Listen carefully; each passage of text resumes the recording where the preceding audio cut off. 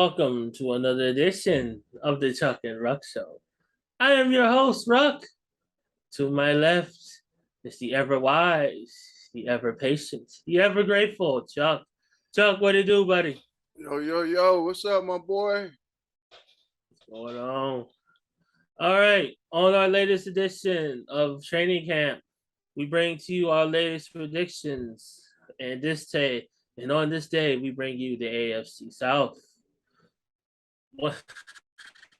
This has been this has been a very busy off season for these teams, particularly one in particular. Let's get this thing started. Chuck, you ready? Oh yeah, let's get it. All right, let's go. So on the do list, let's start things off with the lowly Jacksonville Jaguars, who I think they basically rediscovered themselves this offseason by getting rid of the bad weights, as we like to say, in Urban Meyer. Well, let's just be honest. They probably counting their blessings getting rid of Urban Meyer, basically.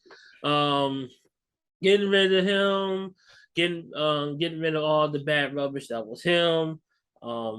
Personally, they should have got rid of Trent Baalke, but that's another issue, right? That's range for another day. But they did some progress. They kept Cam Robinson. They re-signed him to a 3-year deal, and they spent some serious money on signing a wide receiver, on signing Christian Kirk. They threw some serious money at the guy. I personally didn't think that he was worth all the money in particular, but hey, you need a number one that could potentially back him up, that could help out wow, throwing a blank here. That can help out your quarterback basically, but at some point that you gotta get the guy all types of help in the world. They also signed the guard and Brandon Sheriff. That's also going to give more protection for your quarterback. And for your ultimate quarterback, you hired Doug Peterson as your head coach. We remember Doug Peterson. That's the guy who, in his first year, led the Eagles to the Super Bowl on their first win. So kudos to him. Chuck, your thoughts on Jacksonville? Yeah, you mentioned Doug Peterson. That's probably the most underrated move of the offseason. You know, this guy, he's a quarterback's coach. You know, he knows the position from playing it. You know, he took a freaking backup quarterback and won the Super Bowl with. So, you know, I definitely think he's he's gonna help right the ship in Jacksonville. You mentioned Christian Kirk. I'm not really sure if he's a number one receiver, but they showed paying him like one. He's good, but I like the way Jacksonville's headed, but the biggest move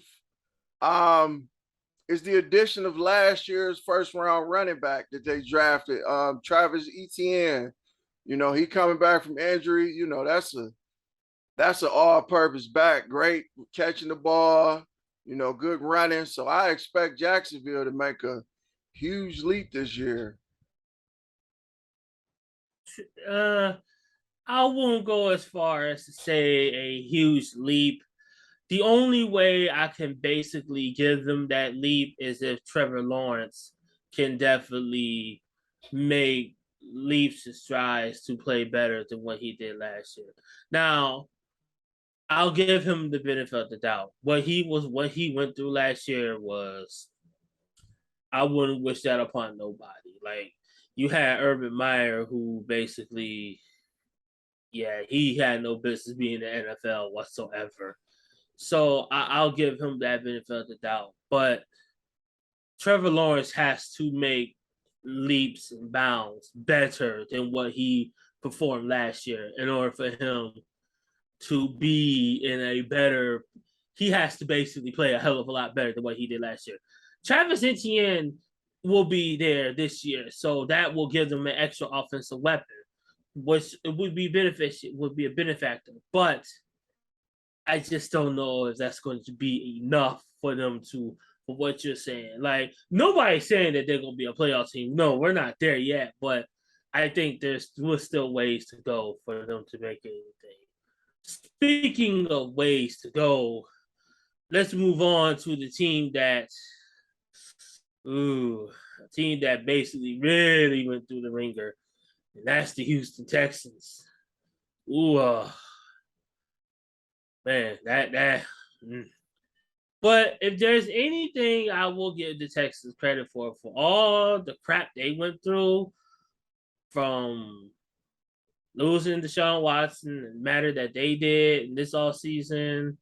When we left, for matter losing Deshaun Watson this all season, losing their head coach, the matter that they did, which personally they should have fired him, but that remains another story.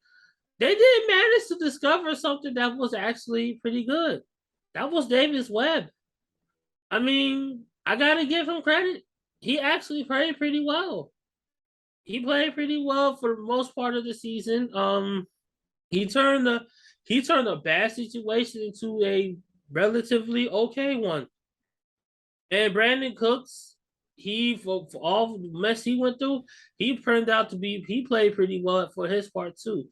Probably the biggest thing that they did was hiring Lovie Smith, which we had to admit it did come in a little bit of a controversial situation.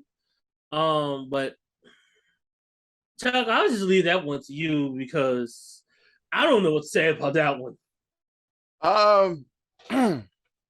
Yeah, Houston, let's just face it, they probably gonna suck this year. I think the fact that they didn't want Baker Mayfield shows that they really trying to tank, because if they'd at least got Baker, even though, you said their quarterback played pretty good, I think Baker would have, been a step up, but, they definitely trying to tank this year. Justin Reed, that's a big loss. I like Tyrod, excuse me. But I like him. I think he's a proven backup, just in case they had to make that switch. But Houston, they're not gonna be any good this year. I think they're gonna be cellar dwellers, and they pretty much expecting it. Like you said, I'm not expecting much from Houston. I expect them. I actually got them finishing on the optimistic side, 5-12. I don't even have them going there. They probably, if anything, it might be 3-14, Wow. possibly 3-14 this coming season. If not, probably 2-15, with the great potential chance of having the number one overall pick. So they'll be on the fences, depending on how everything goes. And if these guys stay healthy, they'll be on the grounds of either taking Will Anderson or CJ Stroud, either one or number two, depending on how everything falls over. But now that's out the way. Now let's get into the nitty gritty of this division. And let's get that started with the Tennessee Titans. Okay, so Tennessee they're in an interesting situation, to say the least. Tennessee finished the season last year as the number one overall seed in the entire AFC last year. They had an interesting game against Cincinnati in which they sacked Joe Burrow 9 times. 9 freaking times. And yet they lost. Now, this is me. I'm probably to be the only one that sit here and say this. Yes, Tennessee has a dominating factor on that side, on their offensive side of the ball, and Derrick Henry. he is one of the most dominating factors in this entire league, beyond a shadow of a doubt. But my particular issue with Tennessee is not Derrick Henry. It's not even their defense. Because personally, their defense is one of the things that carried them to their record that they was last year. My issue with them is Ryan Tannehill, who is at best a game manager QB. But I feel as though Ryan Tannehill can only get you so much. And when you ask him to do more than what he is capable of doing, he is going to fail. He showed that in that game against Cincinnati when he was asked to basically try to seal that deal against them. What ended up happening? Turnover. Cincinnati took it, pushed the ball just a little bit, game-winning field goal. And now it's even worse for him because they lost A.J. Brown. Not only A.J. Brown, they lost Julio Jones as well. So in a matter of 2 years, they lost Jonnu Smith, Julio Jones, Corey Davis, and A.J. Brown. You lost 4 of your main wide receivers and tight end. How is that supposed to be productive as a quarterback who, in my personal opinion, is at best just a guy that can hold the fort down for your offense, nothing more. Now, as a complementary piece, they did draft Treylon Burks, who has the same physical stature as A.J. Brown. And just, Chuck, you got to give me an argument here that could tell me something that still makes Tennessee at a borderline Super Bowl contender. You got to sell me something here. Well, hey, I'm not a miracle worker, man. I'm kind of on the same page you are. The way the season ended last year, you know, they lost A.J. Brown. I know they got Robert Woods, and they signed Austin Hooper. They got Austin Hooper. They drafted Treylon Burks. But, you know, they lost a lot, man. And, you know, that rookie they drafted, what is it, Malik Wills, excuse me. Yes. You know, he their biggest question mark to me because he's lurking, man. You know, he gonna be in the shadows. So soon as Tannehill, if he go on one of his little benders, and you know, they gonna be screaming for him. So, you know, I don't expect much out of Tennessee this year. You know, honestly, I got them going 8-9. I don't think they're gonna be that great this season. You know, I don't see it. I think their window is officially closed. You know, because I don't. You know, I'm not sold on a run game for the long haul. You know, I know I was reading something today that he won a contract extension. You know, I doubt they make that move, but you know, that's what I heard. So like I said, I'm not sold on the Titans. I actually got the Jags finishing one game better than them this year. You know, it's oh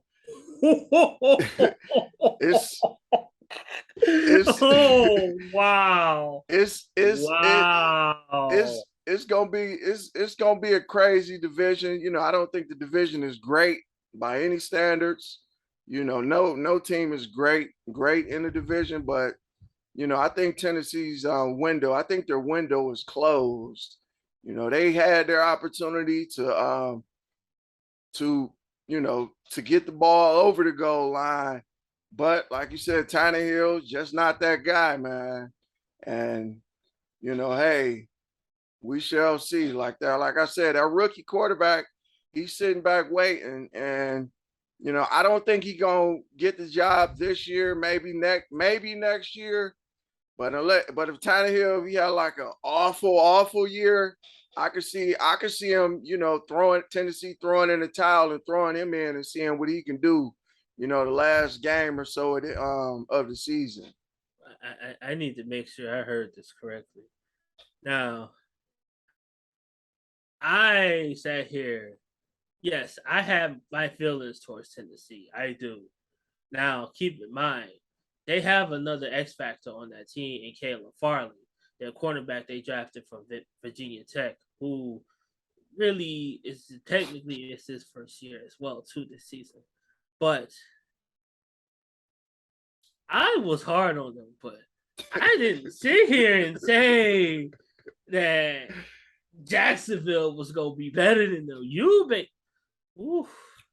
Yeah. And then you go as far as to say that Malik Willis is going to take the mantle from them. Well, hey, I said if Tannehill, if he just bottom out, because if you remember in the preseason, he said, "Hey, it ain't my job to mentor him." So obviously, them drafting Malik got to him, so he feeling some type of way.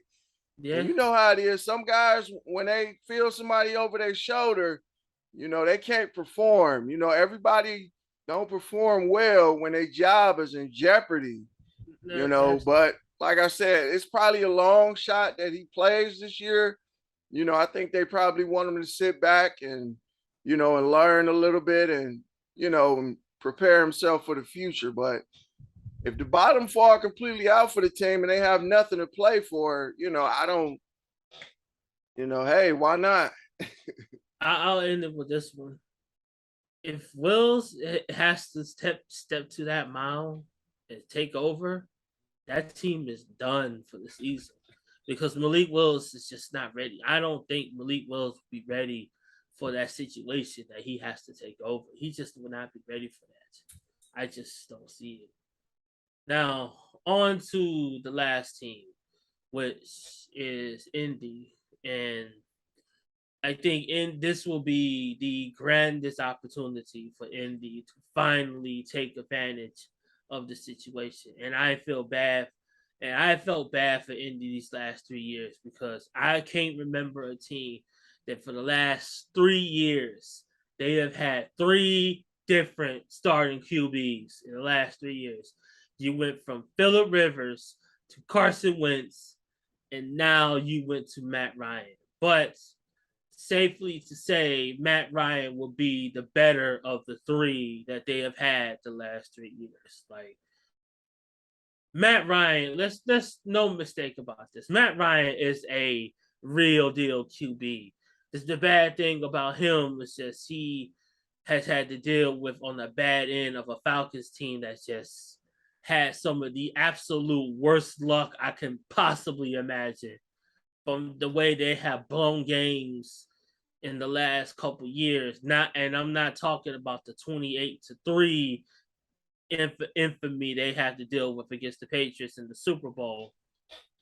I'm talking about the games they had they had to blow against the Lions in a regular season game. I'm talking about all the other games they blown in the regular season, and they blown a lot.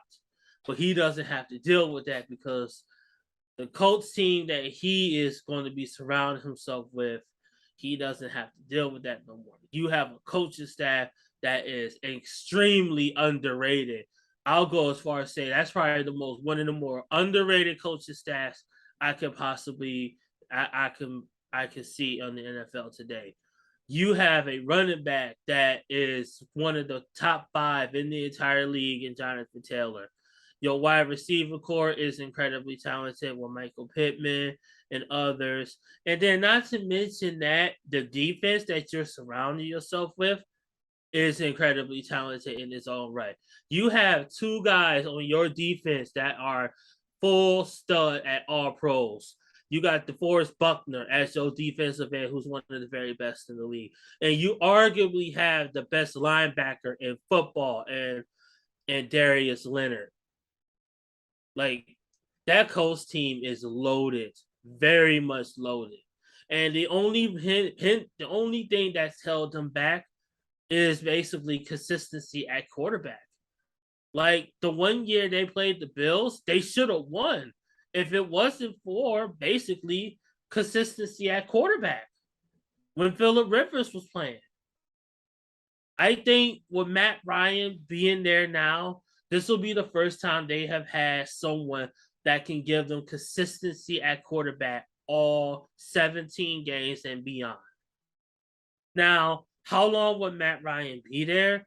That's anybody's guess because he is up there in age. But like I said, that's anyone's guess. But this will be the best. This will be the best QB they have had the last 3 years, and they will have consistency. And this is the best chance the Colts have had, in my personal opinion. What say you, John? Yeah, I like Matt Ryan. You know, he always put up good numbers, over in Atlanta. But I must say, I like Carson Wentz. You know, I'm not as low on him as you are. I think they had that blunder at the end of the season last year against Jacksonville. They would have made the playoffs, you know. But with that being said, I think the Colts, I think they're gonna be a good team. They're gonna definitely be the best team in this division. Make the playoffs. I think it's pretty much guaranteed. I don't see any of the other teams really outplaying them. But they they made some moves. Like I said, they lost Carson Wentz. T.Y. Hilton no longer there. I heard there's rumors that he might be coming back. I always liked T.Y. Hilton, from when he first got there when I forget, it was a playoff game they were playing, and man, he was just catching some bombs that You're game. talking about the game against the Chiefs. Yeah. The comebacker game against the Chiefs they had, and he was one of the main sole reasons why they came back in that game. I know exactly what game you're talking about. Yeah, and I just like I said, I think the Colts, they loaded on both sides of the ball. I got them going. Maybe 11-6. Maybe I'm gonna stick with that 11-6. I have to agree. 11-6 for them too. I think 9-8. By the way, for Tennessee will be their record. I got them going 11-6 as well. I think they can get into. I think they'll definitely win the division. Could they make potential noise in the playoffs? I'm not so sure. It all depends who they get in the first round. I don't think they can sit here and make noise, but they'll definitely get in there. I think the separation from them, who they'll go against in their division, is totally different. I just don't see, compared to them against the Titans and anyone else. I think they're far superior now comparatively to the Titans and everything. I just think that's that much better. Yeah. I don't see them making any noise. The AFC is just too deep, man. It's too many good teams, too many great young quarterbacks. It's gonna be tough. Like if they even win a playoff game, I would be surprised because it's gonna be tough. Even the wild card teams, you're gonna have a team. I don't want to jump too far here, but you're gonna be probably playing the loser out of the AFC West or something like that. And them some great teams. Yeah, so it's gonna. Yeah, go. Oh no, you good, you good. No, I was gonna say like one of those teams has potential.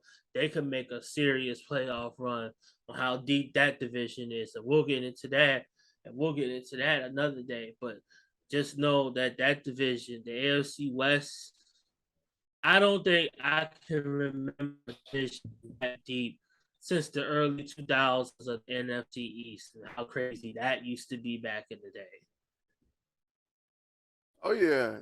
This like I said, it's just gonna be too tough. But the name of the game is getting to the playoffs. Like we didn't see some upset teams, make it, get in there, get hot at the right time, and make a run. But like I said, I don't think they're gonna have an issue, getting to the playoffs this year, and I could see Matt Ryan. I can see him putting up some good numbers. You know, maybe over 4,000 yards, maybe 25, 30 touchdowns, something around there. I definitely think. I think Indianapolis fans, they definitely got something to look forward to this season. I have to agree. I think so too. Well, that about wraps it up for this episode of Druck and Ruck. Tune in next time as we continue our journey to predict these divisions. Until then, that's Chuck. I'm Ruck. Later, y'all.